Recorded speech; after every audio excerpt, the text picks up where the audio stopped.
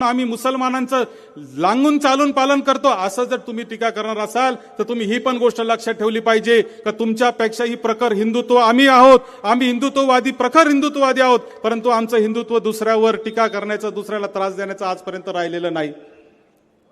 आम्ही कुठल्याही पद्धतीने कोणत्याही समाजाला कधी त्याचे लाड करण्याचं काम केलं नाही. ज्याची चूक असेल त्याला चूक म्हणण्याचं आणि ज्याचं बरोबर असेल त्याच्या पाठीशी उभं राहण्याचं काम बाळासाहेब थोरातांनी आजपर्यंत खऱ्या अर्थाने केलेलं आहे. आणि म्हणून हे जे टीका करतात, नेत्याचं काम हे मिटवा मिटवीचं असतं. जो कुटुंब प्रमुख असतो, जेव्हा दोन गटात भांडणं होतात, दोन समाजात भांडणं होतात, दोन धर्मात भांडणं होतात, तेव्हा जो नेता असतो त्याला सामंजस्याची भूमिका घ्यावी लागते आणि त्याला मिटवावं लागतं, त्याला पेटवता येत नाही.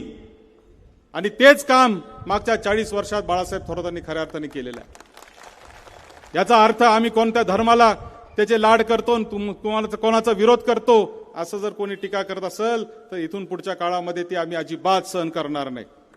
आम्ही हिंदुत्ववादी आहोत, हिंदुत्ववादी विचाराचे आहोत, परंतु आमचं हिंदुत्व हे कोणालाही अडचणीत आणणारं, दुसऱ्या धर्माला त्रास देणारं आमचं हिंदुत्व असू शकत नाही.